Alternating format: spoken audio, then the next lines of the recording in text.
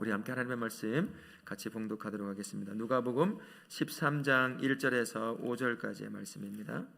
우리 서로를 향해서 인사하겠습니다. 예수님 때문에 행복하세요 라고 인사합니다. 예수님 때문에 행복하세요. 예수님 때문에 언제나 행복한 이 한 주간 사실 수 있기를 바랍니다. 복음을 전하다 보면 좀 어려운 말을 해야 될 때가 있죠. 복음을 전하다가 이제 어렵지 않게 할 수 있는 말들이 이제 예수님 믿으세요? 교회 다니세요? 이 정도 말은 할 수가 있어요. 근데 입에 잘 떨어지지 않는 말이 하나가 있을 텐데 그게 뭐가 있을까요? 당신은 죄인입니다. 회개해야 돼요. 그렇지 않으면 지옥 갑니다. 예수님 믿으려면 회개해야 합니다. 왜 이게 죄라는 얘기를 꺼내면 참 꺼내는 사람도 힘들고 듣는 사람도 힘들까요? 싫어하죠. 거부감이 참 많습니다. 내가 너무나 잘 사는 것 같은데 나보고 죄인이라고 한다고 하면 기분 좋을 사람이 아무도 없죠. 근데 마음이 거북함이 큽니다. 이 죄를 지적하는 것에 지적하는 사람도 힘들지만 그 죄를 지적당하는 사람도 쉽지 않은 거라는 거죠. 하지만 죄와 죄에 대한 회개는 예수 안에서 누리는 은혜와 복을 누리는 데는 절대로 빠져서는 안 되는 겁니다. 아무리 30년, 50년을 교회를 다녔어도 회개하고 예수를 믿지 아니하면 하나님이 주시는 은혜와 복은 절대로 누릴 수가 없습니다. 예수님이 내 안에 들어올 수가 없기 때문이에요. 회개는 그래서 필수 조건입니다. 하나님 앞에 내가 죄를 고백하고 죄를 용서함 받는 것이 바로 회개일 텐데 그 회개는 결국엔 내가 예수를 믿느냐 안 믿느냐를 결정하는 그런 중요한 것이라는 거죠. 회개가 있지 않은 그러한 신앙생활이라고 한다면 그건 엄밀히 말하면 종교생활일 뿐입니다. 그래서 회개는 이렇게 중요하다라는 겁니다. 예수님이 회개가 얼마나 중요한지 직접 말씀하셨습니다. 마태복음 4장 10절에 보게 되면 예수님이 세례 요한에게 세례를 받고 물에서 올라오시고 난 뒤에 그 다음에 하신 사역이 바로 이것이었어요. 같이 한번 읽어보겠습니다. 시작. 이때부터 예수께서 비로소 전파하여 가라사대 회개하라 천국이 가까웠느니라. 회개하지 않으면 가까운 천국에 못 들어간다는 거죠. 회개하지 않으면 천국을 가져오신 예수님을 못 받아들인다는 얘기입니다. 그래서 회개를 가장 먼저 선포하신 분이 예수님이셨습니다. 그만큼 회개는 중요합니다. 그래서 회개는 예수님을 믿는 신앙생활과 그렇지 않은 종교생활을 갈라놓을 수 있는 구별시킬 수 있는 바로 가장 핵심적인 요소라고 할 수가 있습니다. 다는 그렇지 않지만요, 평생을 어떻게 해서 교회를 다니지만 예수 믿는 것에 대한 즐거움이 하나 없는 사람이 있어요. 어쩔 수 없이 나오는 사람들. 그러니까 예수를 영접하지 않은 거죠. 회개하지 않고 영접하지 않았기 때문에 그분이 함께하는 삶을 경험하지 못하는 겁니다. 그래서 그분이 주시는 함께하는 삶의 기쁨을 못 누리게 되는 거죠. 이처럼 회개는 중요해요. 회개가 얼마나 무엇이길래 신앙생활과 종교생활을 구별지을 만큼 그렇게 중요한 걸까요? 그럼 회개란 무엇일까? 우리 스크린을 한번 같이 보시면 읽을까요? 구원받기 위해 옛 생활을 버리고 하나님께로 돌이키는 것을 말합니다. 옛 생활이란 옛자란 것은 누굴 말하는 걸까요? 죄를 쫓아 살아가던 나의 본 모습입니다. 그것을 버리고 하나님께 돌이키는 것, 그게 바로 회개라고 할 수가 있습니다. 이를 두고 데살로니가전서 1장 9절에서는 이렇게 말씀합니다. 같이 읽습니다. 너희가 우상을 버리고 하나님께로 돌아와서 사시고 참되신 하나님을 섬기며, 세 가지를 말씀해 주고 있어요. 첫 번째가 하나님께 돌이킨다는 거예요. 내가 살던 삶에서 완전히 180도 돌아서 하나님께로 간다는 것이고, 또 하나는 죄로부터 돌이킨다는 의미가 담겨져 있고요. 또 하나는 하나님을 섬기려는 의지를 발현한다는 거죠. 이제는 어제까지는 내가 내 삶의 주인되어 내 마음대로 살았다고 한다면, 회개했다라고 한다면 바로 이제는 하나님만을 섬기기로 작정하는 것입니다. 결단하는 것입니다. 그게 바로 회개라고 할 수가 있어요. 그래서 회개는 반드시 행위의 변화가 뒤따라오게 되어 있습니다. 삶이 돌이켜지기 때문이에요. 생각의 변화가 아닙니다. 이 감정의 변화가 아니라 삶의 변화가 일어나기 때문에 행위가 반드시 드러나는 그런 것이 회개라고 할 수가 있는 거예요. 그래서 참된 회개는 전인적 변화를 가져오는 것이다 라고 이야기할 수가 있습니다. 회개는 양심의 가책을 일으킵니다. 그러나 그 이상이라고 할 수가 있어요. 내가 죄인됨과 나의 불의함을 인정하고 그 대신에 그 불의를 다 던져버리고 하나님이 기뻐하시는 의와 선을 쫓아 살기로 작정하는 것, 그게 바로 회개다. 참된 회개 중에 하나라는 것입니다. 또한 회개는요, 하나님의 베푸신 은혜를 통해서 이루어져요. 내가 믿고 회개하고 싶다고 하더라도 안 돼요. 여러분 경험해 보신 분 계십니까? 저도 교회를 다닌 지는 1년 하고 몇 개월 지나서 여름 수련회 때 예수님을 만났어요. 근데 내가 뭔지 모르게 내가 죄인이라는 것을 느껴졌어요. 근데 이해를 할 수가 없어요. 설명은 잘 못하지만 내가 죄인이라는 것을 고백하고 그렇게 예수를 영접했던 기억이 납니다. 그 마음을 감동을 시켜야 돼요. 성령 하나님께서. 그래서 내 남편, 내 자식, 내 아내, 내 부모 쉽게 안 믿는 거 이해하셔야 돼요. 저 왼수는 왜 이렇게 귀 안 나올까? 그러지 마시고 성령 하나님이 아직 감동을 안 주신 거예요. 감동을 안 주시니 믿어지질 않는데 믿으라고 하면 믿어집니까? 안 믿어져요. 우리야 믿으니까 왜 이걸 못 믿을까 얘기를 하지만 이 감동이 안 되는 사람들은 안 돼요. 이게 그렇게 하고 싶어. 사랑하는 아내를 위해서, 남편을 위해서, 엄마 아빠를 위해서, 자식을 위해서 뭔가를 하고 싶은데 가서 앉아있는데 죽을 맛인 거예요. 아직 예수를 못 믿었으니 이해를 해야죠. 그 얼굴에 이 앞에 서 있잖아요. 다 보여요. 억지로 끌려 나왔는지, 이가 안 나가면 뒤지게 맞으니까 나왔는지 얼굴에 다 표시가 나. 근데 이해가 돼. 안 믿어지는 걸 어떻게 아직은. 기도해야죠. 성령 하나님이 그를 감동시켜서 자기가 죄인이라는 것을 깨닫고 회개하고 예수 믿게 도와주세요. 예배 나온다고 따라 나온다고 다 예수 믿는 게 아니라는 거죠. 저기 보세요. 다 고개 숙이고 우리 애들 3명이 지금 회개하고 있는지 자고 있는지 울고 있는지 그러고 있어요. 이해해 주세요. 아이들은 아직 뭔지 잘 모를 때가 있습니다. 여하처럼 회개라고 하는 것은요, 성령 하나님의 감동함이 반드시 따라와야 돼요. 옆에서 성경을 막 가르쳐도 안 돼요. 성령이 그거 가르침 없어도 갑작스럽게 회개의 역사가 일어날 수가 있거든요. 성령께서 감동하신다면요. 그래서 회개라고 하는 것은 내 의지의 발현이기도 하지만 성령의 감동도 동시에 와야 한다는 것이라는 것이죠. 그리고 회개는 나의 불의함을 깨닫고요, 그것을 미워하는 거예요. 내가 얼마나 불의한 존재인지를 깨닫고 미워하는 겁니다. 그리고 등을 돌리는 거예요. 나에게 잔인할 정도로 나의 이 불의함을 보고 등을 돌리고 예수님께 달려가는 거예요. 이게 회개라는 것입니다. 그러니 회개가 일어나려면 내가 죄인이라는 것을 깨달아야 되잖아요. 근데 그 죄인을 깨닫는 것을 옆에서 이야기해 준다고 깨닫겠어요? 듣는 것도 듣기 싫은데, 듣고 싶지가 않은데요. 성령이 눈을 탁 열어주시면 내가 죄인이라는 것을 그때 딱 깨달아요. 아무리 옆에서 말하고 해도 내가 죄인이라는 것을 깨달으면 그 다음부터는 이제 예수와 동행하는 인생을 살게 되는 겁니다. 그 다음에 회개는 정신적 활동, 내 이 생각을 바꾸는 거다. 그 정도가 아니라는 것입니다. 인격 전체인 지적인 것, 정적인 것, 그리고 의지적인 모든 것들이 돌이키는 거예요. 그래서 지적인 면에서 회개라고 하는 것은요, 내가 죄인이라는 것을 인식하는 거예요. 이거 쉽겠습니까? 성령께서 개입하지 않으면 안 된다는 겁니다. 내 안에 죄가 얼마나 득실거리는지, 말 한마디만 해도 죄가 함께 따라 나오는 것이 나라는 것을 인식하는 것이 필요하다는 것입니다. 그리고 이 죄를 고백할 때 예수님이 나에게 어떠한 분이신지에 대한 이 인식도 분명하다는 거예요. 예수를 믿는 것에 있어서 알에 대한 지식 절대로 무시할 수가 없습니다.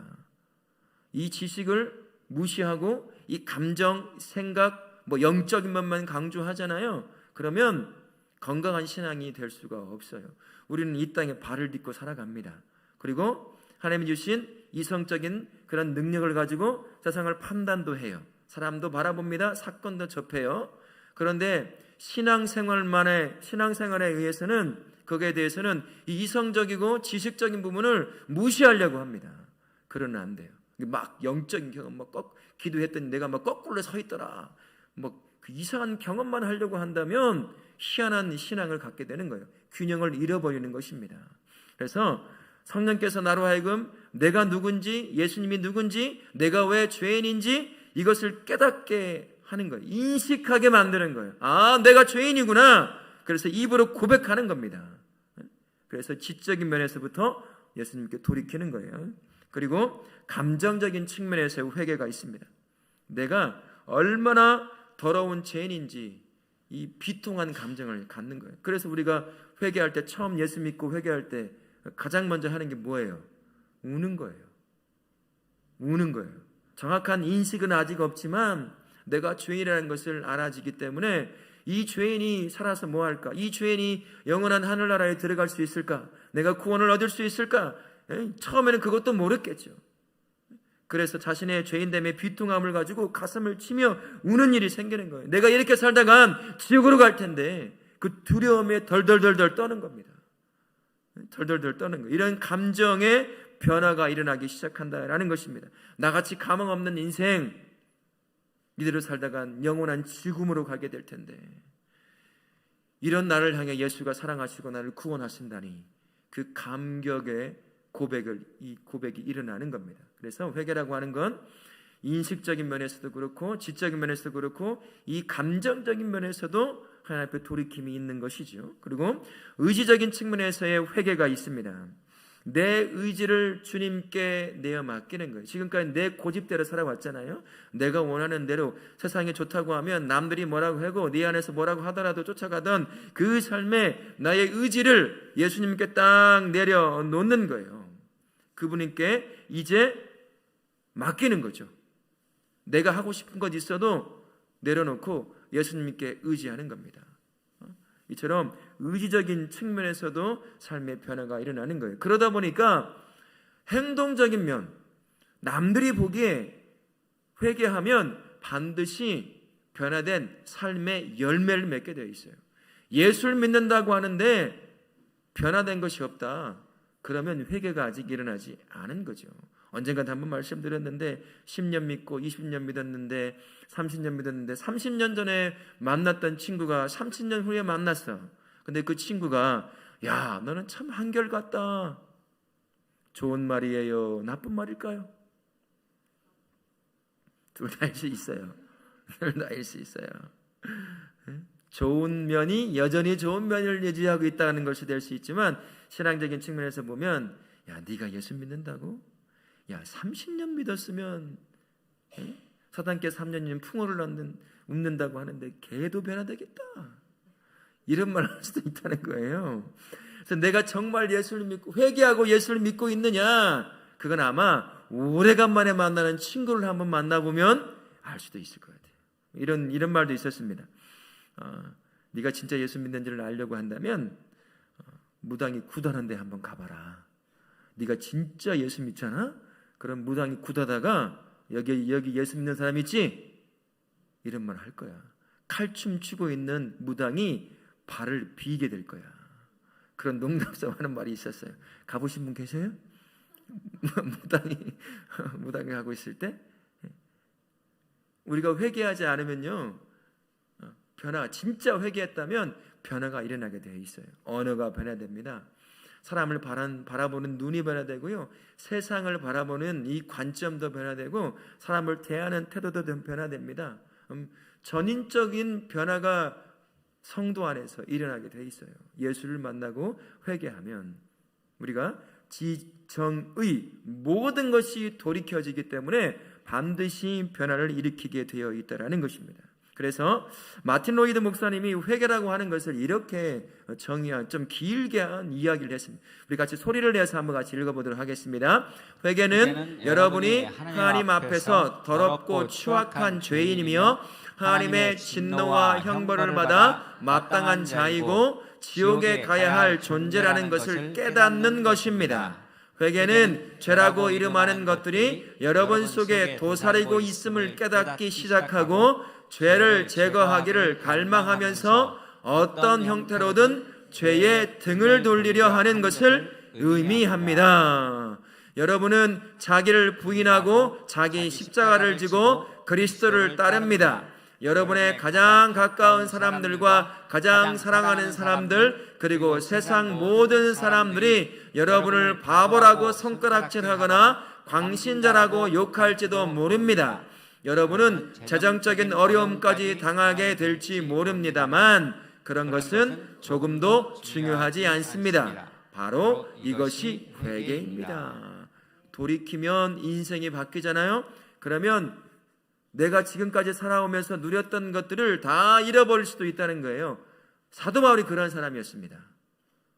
유대사회에서 차세대 리더로 서가던 그 사도 바울이 다메섹으로 가던 그 길에 영으로 임한 예수를 딱 만나면서 그 다음부터 이제 죽일 사람이 돼요. 유대 사람들에게 모든 지위, 모든 것들을 다 잃어버린 일을 당하게 됩니다. 그러나 사도 바울은 매일 주와 동행하고 복음 전하는 것을 기쁨이요 행복으로 여겼던 사람, 그 사람이 바로 사도 바울입니다. 그가 회개하니 삶이 이렇게 변화돼서 내려놓아야 할 것들이 정말 많다는 거예요. 근데 여전히 내려놓아야 할 것들을 내려놓지 못하고 있다고 한다면 회개가 덜 된 거거나 회개를 안 한 거거나 뭐 그런 거겠지요.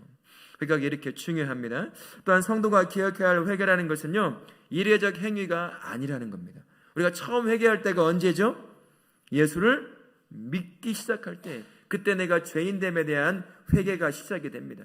그럼 우리는 그것으로 회개가 끝났다고 생각할 수 있는데 그렇지 않다는 거예요. 회개는요, 매일같이 어쩌면 매 순간 이루어져야 할 것이 회개일 수도 있습니다. 왜 그럴까요? 우리는 죄인이기 때문이에요. 틈만 나면 이 죄의 본성을 쫓아가려고 하는 것이 저와 우리 이 성도입니다. 기회만 되면 남들이 보지 않는 곳에서, 남들이 알지 못하는 내 마음 속에서 하나님이 원치 않는 죄가 끊임없이 재생산되고 있는 것이 저와 우리거든요. 그래서 매일같이 우리는 회개하는 삶을 사는 것입니다. 회개가 부끄러운 것이 아니에요. 회개가 죄책감을 누리게 하는 것이 아닙니다. 회개는요, 은혜의 통로예요. 회개는요, 생명의 통로입니다. 왜 그렇습니까? 내가 내 죄를 발견할 때마다 회개합니다. 내 안에 죄가 들어찰 기회를 주지 않는 거예요. 그럼 어떤 일이 발생할까요? 내 안에 계신 예수님이 행복해 하시는 거죠. 내 안에 죄를 발견하지 못하니. 그래서 그분의 행복이 나의 행복이 되어져 가는 겁니다. 그래서 내가 회개하면 할수록 나는 더 큰 은혜와 기쁨과 행복을 누리며 사는 존재예요. 그래서 회개라고 하는 것은 매일 매 순간 이루어져도 부족함이 없는 것이 회개입니다. 그게 나를 살려내는 것이고, 그게 나로 하여금 예수 안에서 누리는 은혜를 누리게 만들기 때문이다 라는 것입니다. 그래서 회개는요, 반드시 눈에 보이는 것과 보이지 않는 열매를 맺게 되어 있다는 것이에요. 보이는 열매는 뭘까요? 나의 행동의 변화입니다. 언어의 변화, 가치관의 변화, 다양한 삶의 변화가 눈에 보이는 열매라고 한다면, 보이지 않는 열매는 뭘까요? 내 안에 누가 오는 거죠? 예수님이 오셔요. 예수님이 오셨다는 것은 뭡니까? 이제는 내가 내 삶의 주인이 아니라는 거죠. 누가 주인이라는 거예요? 이제는요, 예수님이 내 삶의 주인 되었다는 거예요. 내 삶의 왕 되었다는 것입니다. 그게 내 안에 남들이 보지 못하고 나만 알고 있는 내 속에 변화된 열매가 된다는 거죠. 이걸 두고 사도 바울이 갈라디아서 2장 20절을 통해서 이렇게 표현했습니다. 우리 같이 한번 갈라디아서 2장 20절을 같이 한번 읽어보도록 하겠습니다. 갈라디아서 2장 20절 펴주세요. 그 다음 같이 읽습니다. 시작. 내가 그리스도와 함께 십자가에 못 박혔나니 그런즉 이제는 내가 사는 것이 아니요 오직 내 안에 그리스도께서 사시는 것이라. 이제 내가 육체 가운데 사는 것은 나를 사랑하사 나를 위하여 자기 자신을 버리신 하나님의 아들을 믿는 믿음 안에서 사는 것이라.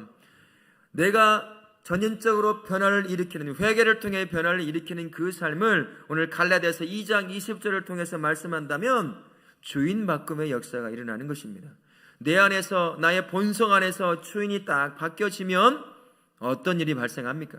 나의 삶의 변화는 자연스럽게 이루어지는 거예요. 지금까지는 죄된 본성이 나의 주인 되어서 나를 이끌어 왔잖아요. 그래 나의 입을 통해서, 나의 생각을 통해서, 나의 감정을 통해서, 나의 손과 발을 통해서 여전히 죄된 것들을 쫓아 살아갔습니다. 하지만 이제 회개를 통해 예수를 딱 영접하니 내 삶의 주인이요 왕이 내가 아니라 예수님이 되어져 가는 거잖아요. 그러면 그분의 뜻에 순종하며 살아가게 됩니다. 그러면 자연스럽게 무엇이 변화됩니까? 겉으로 드러나는 나의 삶의 모습이 바뀌어져 가게 되는 거예요. 언어가 바뀌어요. 생각이 바뀝니다. 하는 행동이 바뀝니다. 가치관이 바뀌어지게 되어 있다는 것이죠. 그래서 진정한 회개라고 하는 것은 다른 말로 바꿔보면 주인 바꿈이라고도 볼 수가 있는 거예요. 우리 성도님들, 삶의 주인이 누구십니까? 저는 알고 있었어요. 쉽게 대답을 못한다는 걸. 저는 한 주간 수시로 주인 바꿈이 일어난 것이 나의 삶 아니었습니까? 어제는 내가 주인이었고, 오늘은 예배드리니 예수님이 주인이고, 내일 또 삶에 돌아가면 내가 또 주인 될 것이고, 하루에도 몇 번씩 예수님이 주인이었다가 내가 주인이었다가 또 주인이었다가 바뀌는 것이 나의 삶이죠. 그래서 대답이 쉽지 않은 걸 저도 이해합니다. 저도 그러고 사니까 말이죠. 그러나 진정한 회개가 일어났다고 한다면 주인 바꿈에 일어난 것입니다. 여러분 항상 기억하셔야 돼요. 인정하셔야 됩니다. 예수님이 나의 주인 된 분이라는 것을, 진정한 회개를 했다고 한다면 다시 이젠 죄가 아니라, 죄된 나의 자아가 아니라 예수님이 나의 주인 되었다는 것을 고백하는 거예요. 어제 실패할 수 있어요. 조금 전에 넘어질 수도 있었을 것입니다. 그러나 다시 회개함으로 예수님이 나의 주인 되십니다. 예수님이 나의 왕 되십니다. 이젠 죄된 본성을 쫓아 살아가는 것이 아니라 선과 의를 쫓아 나를 이끌어가고자 원하시는 예수님이 나의 주인 되시고 나의 왕이 되십니다. 내가 그분의 뜻에 순종하며 살겠습니다 라고 고백을 하시는 거죠. 이 한 주간 매일매일 어쩌면 조금 전에 말씀드린 것처럼 수시로 내 삶의 주인이 내가 되었다, 예수님이 되었다 반복할지도 모릅니다. 하지만 그럼에도 우리는 실망할 필요가 없어요. 여전히 예수님이 나의 주인 되신다고 고백하면 그 삶에 예수님이 나의 주인 되어 주실 것입니다. 그리고 내 삶을 인도해 가실 거예요. 그리고 나의 삶의 모든 부분들을 친히 함께하며 인도해 가실 줄로 믿습니다. 이 한 주간 매 순간 매일이 내가 회개하는 날이구나, 내 안에 죄가 발견될 때를 되면 될수록 그 모든 순간에 회개의 삶으로 말미암아 주인 되신 예수님이 주시는 풍성한 은혜와 그 기쁨을 누리며 사시는 우리 성도님들 되실 수 있기를 예수님의 이름으로 축원합니다. 아멘.